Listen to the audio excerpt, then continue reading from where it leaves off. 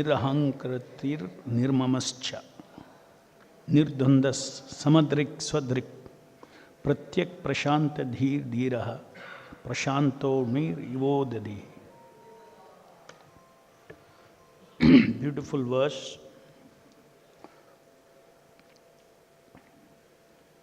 It's about how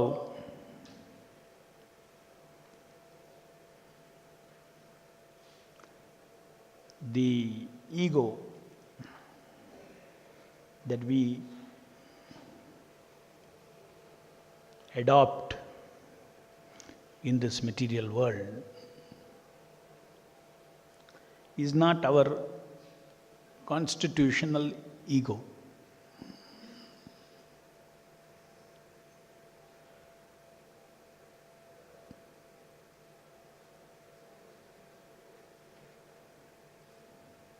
There are two types of ego.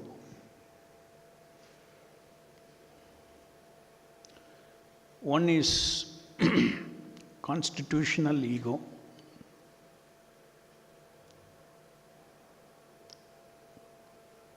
The other is relationship ego. Our core ego is our core self. When you say core, that means so many outer things are there. Outer selves are there. But there is a core self.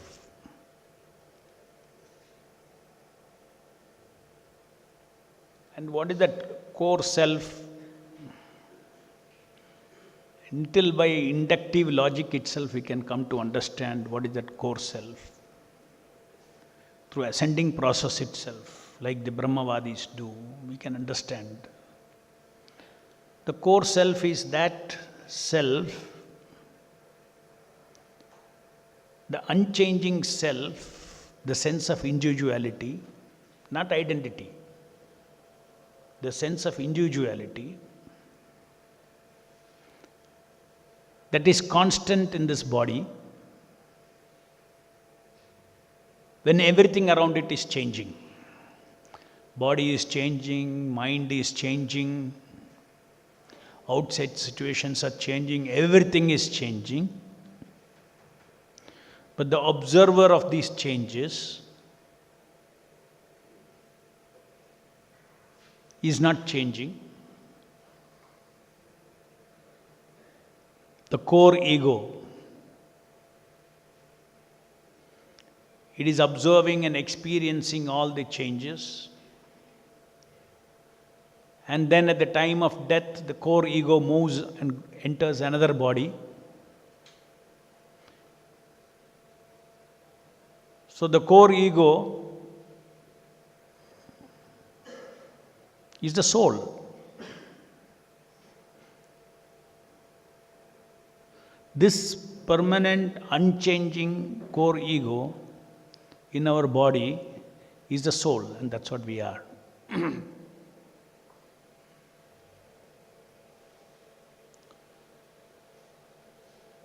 Then what is this other egos that we manifest in this material world?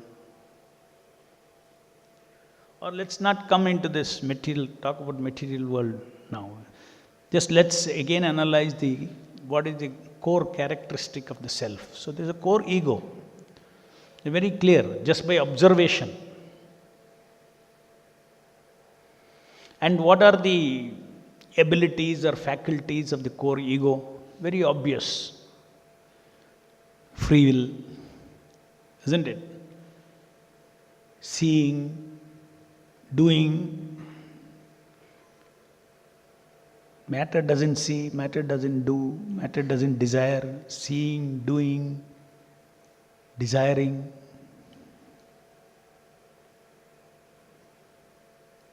And foremost of all, another one important thing that the core ego has got, ability of being.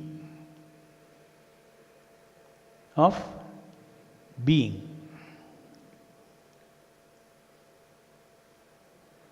Though that being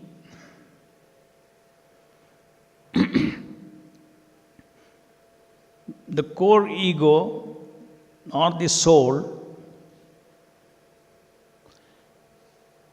has intrinsic properties of seeing, doing, desiring, being, all these things.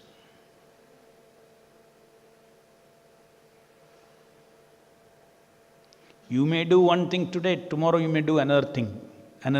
But doing is always there. You are seeing one thing now, next moment you are seeing something else. That means what you see is in the field, changing. But seeing is always there, isn't it? So, the core ego characteristics are, it can see, it can desire, it can do, it can experience. Trying to understand the soul, it can experience and it can also be. Now these four are easy, so last I put being. But actually being is the first one.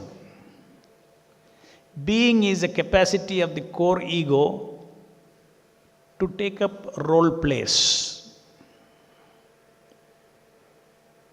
What is the purpose? Why core ego is doing all these things? Why soul is doing all these things? That brings up to the next characteristic of the core ego or the self. The core ego or the self has got constitutional instinct to seek Satchidananda Rasa. To seek Rasa.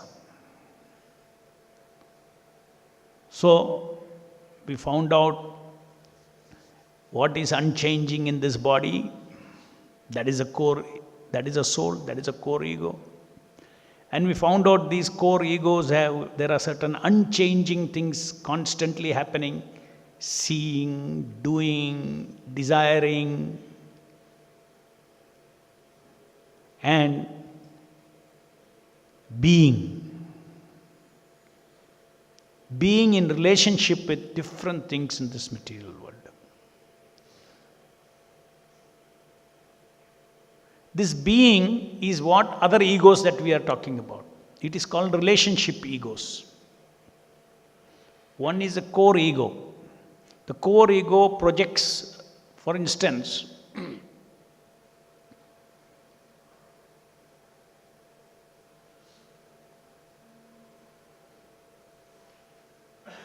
my core ego, how does it pursue Ananda Rasa? By relating with everything outside him and himself also.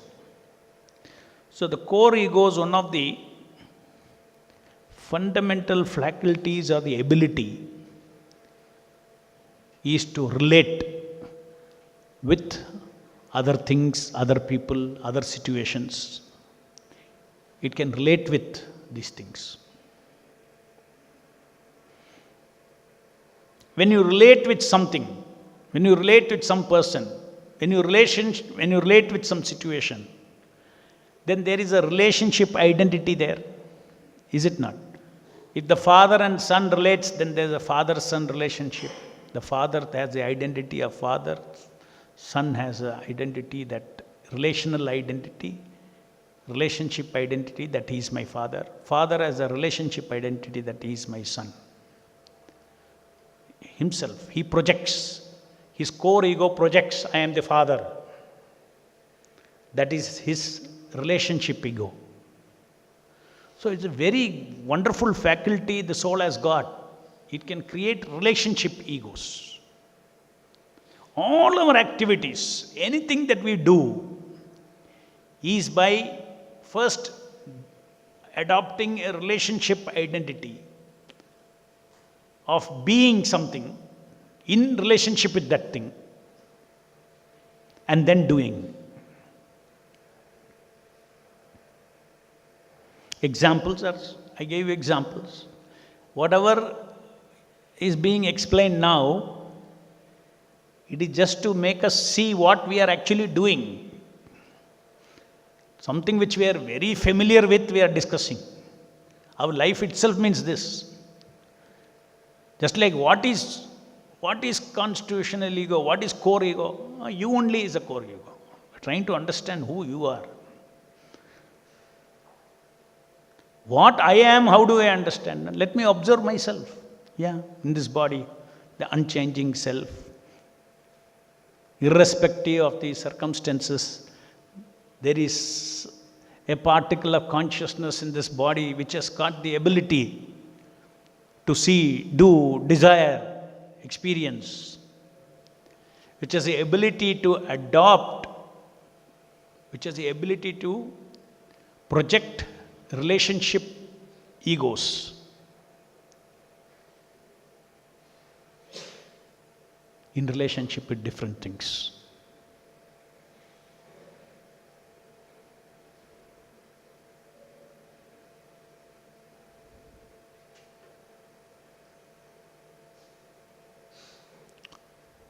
You make a list of all these different relationship egos that we have, unlimited. Unlimited. Each of you, when you relate with me as a temple president, immediately there is a relationship ego. When you relate with another co-devotee in the ashram, your core ego projects a relationship ego. Then only you can relate with that person. Is it not?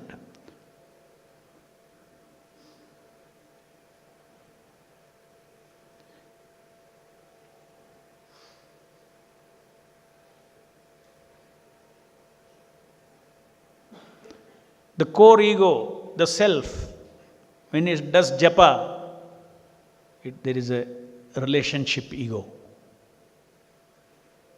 I am servant of the holy name. Relationship of pleasing him. One has to, while doing japa, if one has to relate with something very nicely, he has to get completely haunted by that relationship ego.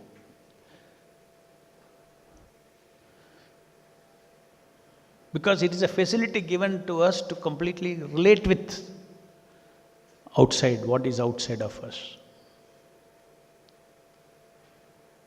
Or if you are doing deity worship, then there is a relationship ego. So these relationship egos are all situational. When I am doing deity worship, relational ego of being a servant of this particular deity, that relationship of what all I should do, what all I should not do, whole thing comes. That is called, that relationship ego has got a seeing. What is seeing of the deity worshipper? He is seeing himself as a servant of the deity. He is seeing the deity as a Lord himself. Right? He is seeing, he has to get all the knowledge connected to deity, becomes the knowledge of that relationship ego. Ego is not bad. Only false ego is bad. And Mayavadi's ego is bad.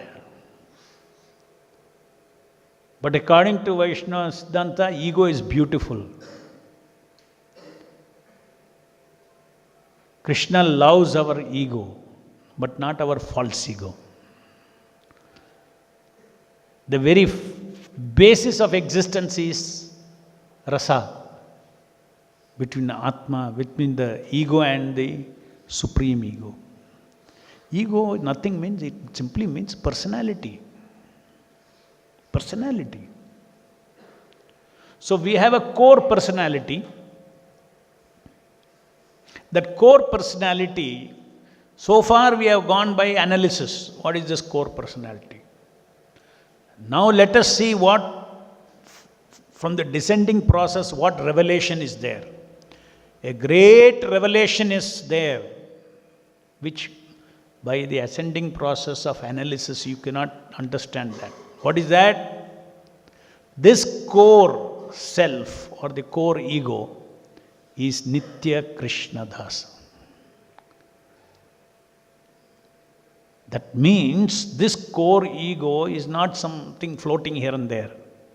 This core ego is the servant of God, Krishna, the absolute truth, the cause of all causes, the source of everything.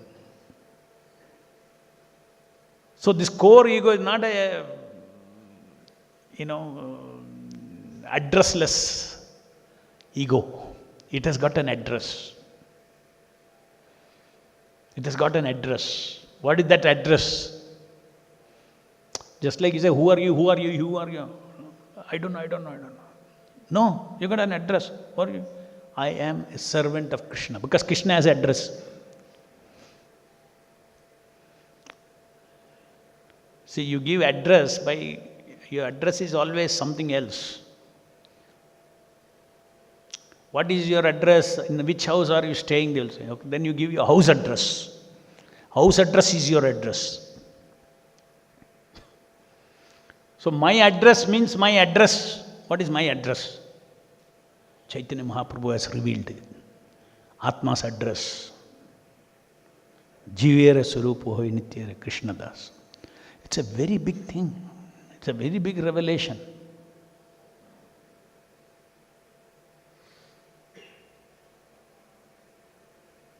Mayavadis, they simply say, yeah, your address is your Brahman. What is Brahman? The ocean of Brahman, undifferentiated, Nirguna Brahman. Effectively, no address. You did not have an address. You came into this world, had an address, temporary address. Now you should meditate and realize and understand that you have no address. Why I have no address? Because you yourself are not there. You, I, is your Lord. Identity itself is a individuality, and identity itself is illusion. They are only part of the material atmosphere. Identity is not eternal. Chaitanya Mahaprabhu says, no. Your identity is eternal. Every living entity is eternal. Your individuality is eternal. Your individuality, my individuality is eternal. In a fundamental lesson which Krishna has taught in the Bhagavad Gita, first chapter. Never there was a time when I was not there, nor you, nor all these people in this battlefield. We are eternal. Individuality, eternality of individuality, Krishna reveals in the Bhagavad Gita. What is that identity of that individuality? Individuality means your unique center of experience. You are not him, you are not him, you are not him. You are you, you are you, you are you. But what is the identity of that individuality? That Chaitanya Mahaprabhu has revealed. That you are servant of Krishna. All jivas are servant of Krishna. All jivas are servant of Krishna. That helps us to define a relationship between jiva and jiva. That is what is coming here. He does not look outside to material, but he looks into the spiritual nature of his existence.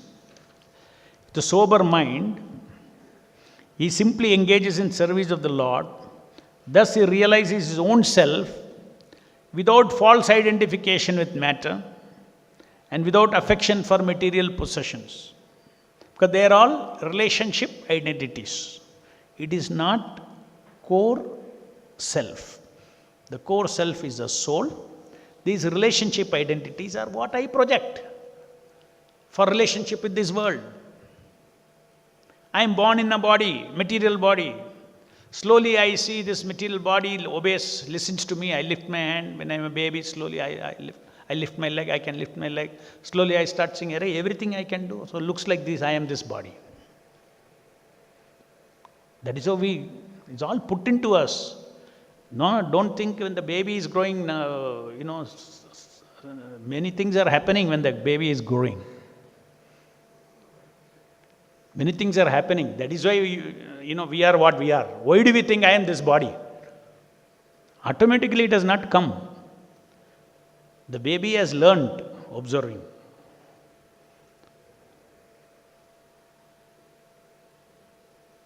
The baby doesn't think another baby's hand is his hand.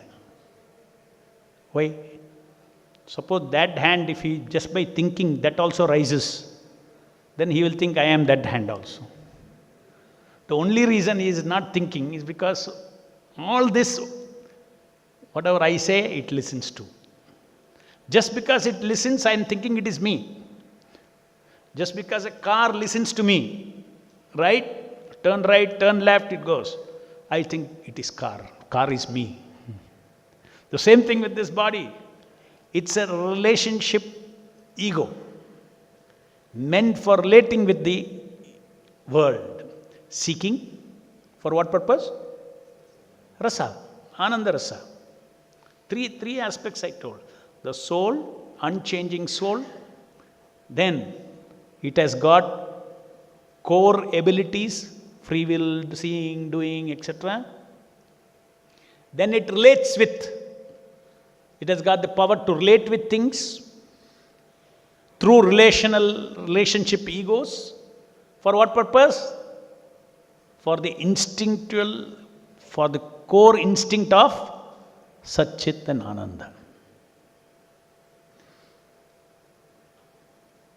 So, again, such a great devotee is never in trouble with others because he sees everyone from the platform of spiritual understanding. He is seeing everybody is having different kinds of relationship egos. And they have forgotten their constitutional relationship ego. What is a constitutional relationship ego? I am servant of Krishna. And that also defines a constitutional relationship with other jivas also. That also Chaitanya Mahaprabhu has given the revelation. How one should relate with other jivas. Trinadapi sunichena tarorapi saishna amani namanadena kirtanya sadahari. This Shishtashtaka is the essence, the biggest secrets of the Vedas is given in the Shishtashtaka. That is why he left only that many verses. Too much if you read, you will get complicated. You go deep into Shishtashtaka, the entire philosophy of Krishna consciousness is there.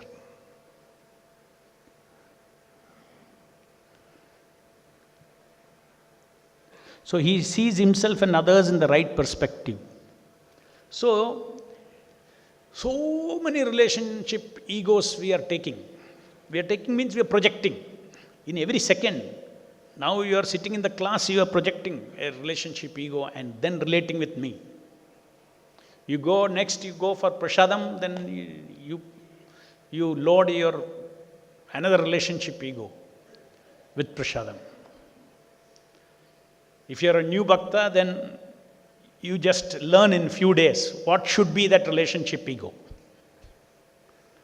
And then slowly by training, that relationship ego of prasadam honoring enters your subconscious. And then you don't have to do anything. After class straight, automatically prasadam honoring relationship ego is loaded. And if you want quality life, then you have to really be observed. Nicely taste Krishna Prasadam, understand the full meaning of the Mahaprasada Govinde, Sharira Vidya Jal, everything. Understand and do it. Why? It's a Prasada Rasa. You are relating with Krishna's mercy. You are relating. So you need a relationship ego.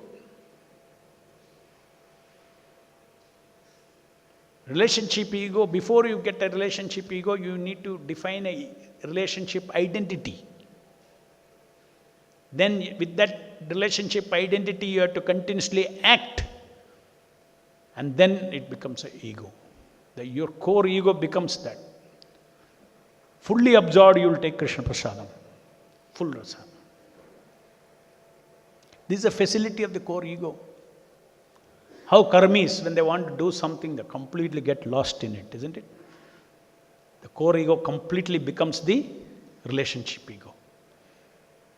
You see some motivational speakers. He's become that.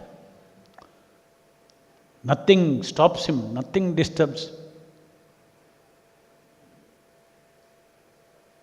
Next, after the motivational talk, he has got to eat, he has got to sleep, all that suspended, all the relationship ego suspended. Only one, fully focused, fully absorbed, isn't it? So it is a general facility for all souls. It's not that now we are not talking about devotional aspects, we're talking about how the self works. The self is now working, forgetting its constitutional identity that I am servant of Krishna. He is mistaken that his constitutional identity is I am this body. Everybody in this material world, he is adopting different relationship egos in relating with the material world. Thinking his constitutional identity is, or constitutional ego is, this body is my core ego. Body is my core ego. Then naturally this body is a core ego, you get disturbed. If the body falls sick, you will get disturbed. Dualities come, hunger, thirst, sukha, dukkha, all, because these are all of the material body. So immediately it affects the consciousness, because it affects your ego. Because you identified your ego with this body and the bodily problems up and down. But if you identify yourself with the eternal servant of Krishna, these are all role plays that I am taking. Like millions of rivers go into the ocean. In the same way, per day, more than 1,000 relationship egos I am taking. Every second changing. But behind it, who is there? The core self is there. And if I am maintaining my core identity, which everybody in the material world has forgotten, we as devotees, we remember not only I have a core ego, but my core ego has a core identity that I am servant of Krishna. And all the relationship ego that I adopt as a devotee will all be serving your constitutional relational ego, which is serving Krishna.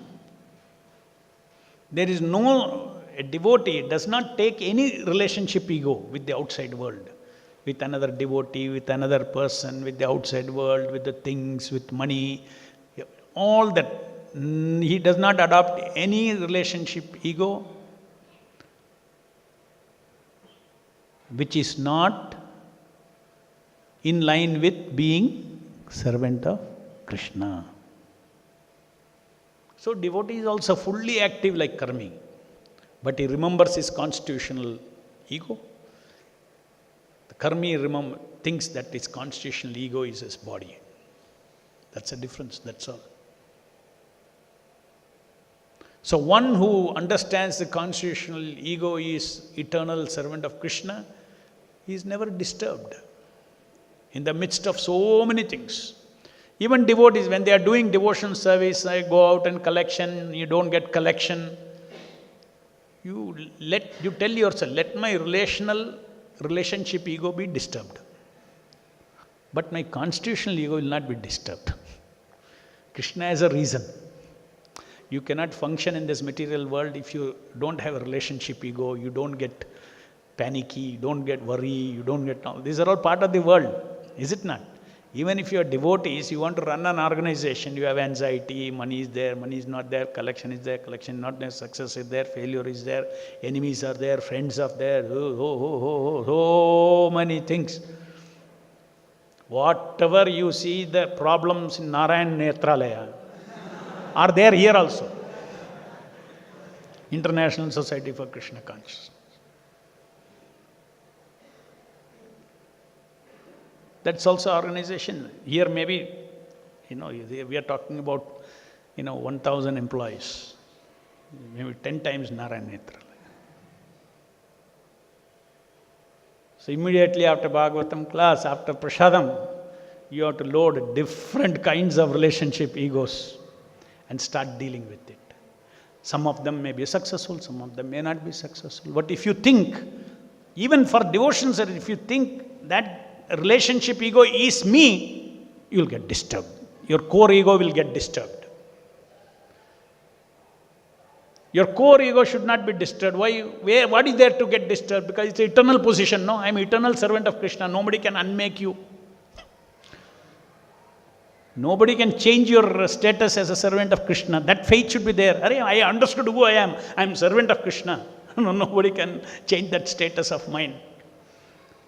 We are all sacred, part of Amsha, a divine Amsha of Krishna. Why identify with this body? These are all role plays. Who am I? I am godly. Who am I? I am not a low-class fellow. I am godly. I am servant of God. Servant of whom? God. What? I? Servant of God. Yes. So great you are. You are not this flesh. You are divine. You are Satchidananda. That doesn't change. It cannot change. That is why it's called constitutional ego. It cannot change. Why I should be disturbed? All the other things will come and go. Duality is for the relationship egos, but not for the core ego. So when you have situated yourself in your core ego, but how to situate yourself in your core ego is again we discussed. Repeatedly you have to act in that platform. Then whenever you do something, there should be two egos. Your constitutional ego and relationship ego. Just like a good actor on a drama, on the stage. His mind is in reality and also in the drama. His mind is in the drama because he is absorbed in the plot of the drama. He is playing the role of a king. He had to be completely absorbed as a king. But a good actor also remembers reality. What is that? There is an audience sitting there. Because that is a real world. So I am performing in order to please the audience. A good actor has got these two personalities. He is always conscious of the audience. Because he has to understand what clicks there.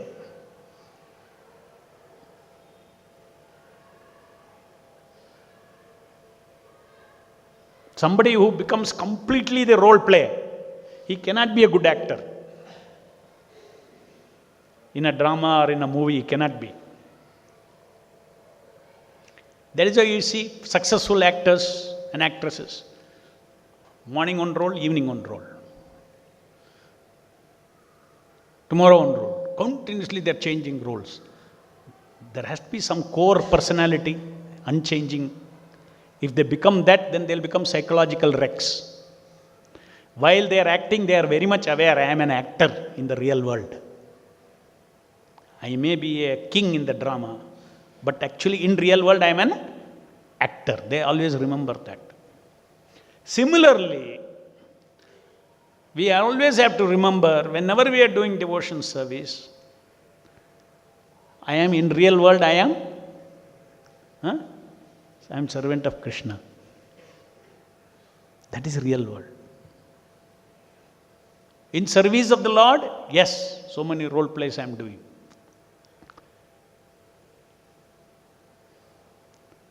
So who are you? I am that core eternal self, core ego.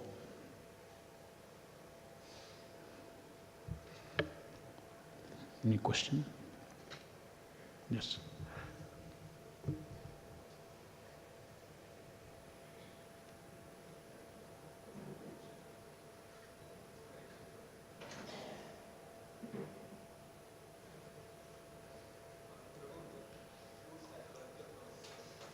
Through psychological? Two. Thinking and willing. Thinking and feeling. Next class. Anything connected to this class? Huh? Core ego. Huh?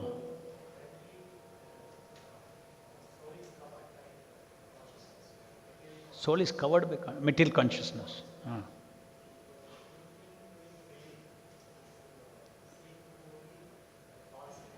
Right.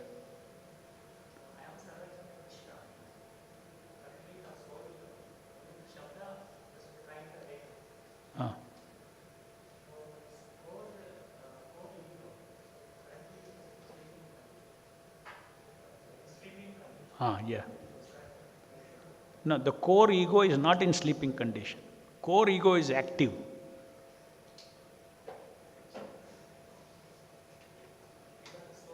No, core ego has forgotten his constitutional identity. Only identity is forgotten. Everything else is active. He is desiring, he is walking, he is doing, he is relating, everything. Whatever the soul does in the spiritual world, he is doing here also. But he is doing in illusion because he is doing for false ego. So the constitutional, instead of doing for constitutional identity, that means instead of doing it for his real self, he is doing for a false self, false ego. Any activity when you forget the constitutional identity, that relationship ego is called false ego. All relationship egos are not false egos. Are not false egos. A relationship ego with the holy name for japa, it is not false ego. Don't confuse relationship egos as false egos. In the spiritual world also we have got unlimited relationship egos. We keep changing. It's a facility to relate to different things. But that relationship ego which does not serve your constitutional identity, that is definition of false ego.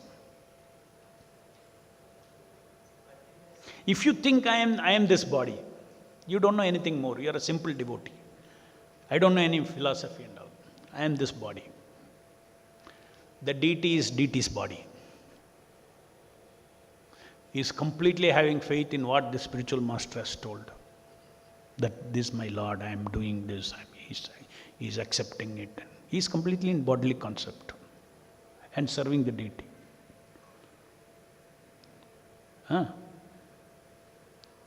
As long as how pure his service is only for the Lord, even in thinking that I am the body, is not false ego.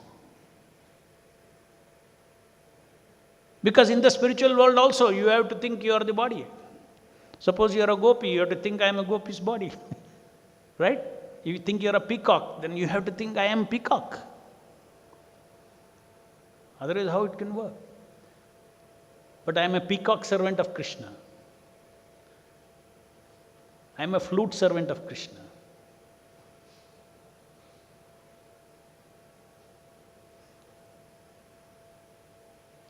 So that is the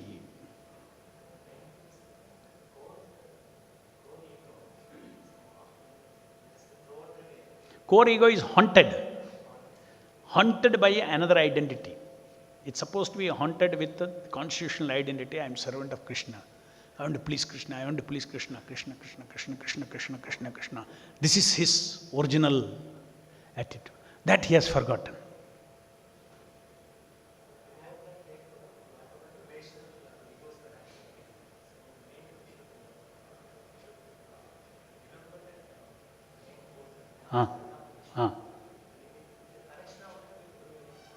Yes.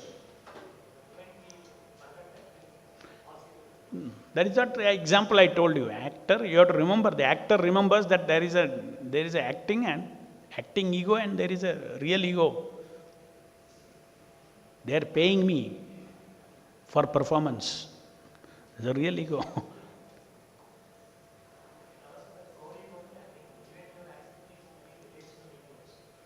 Core ego only is acting. Only soul can act.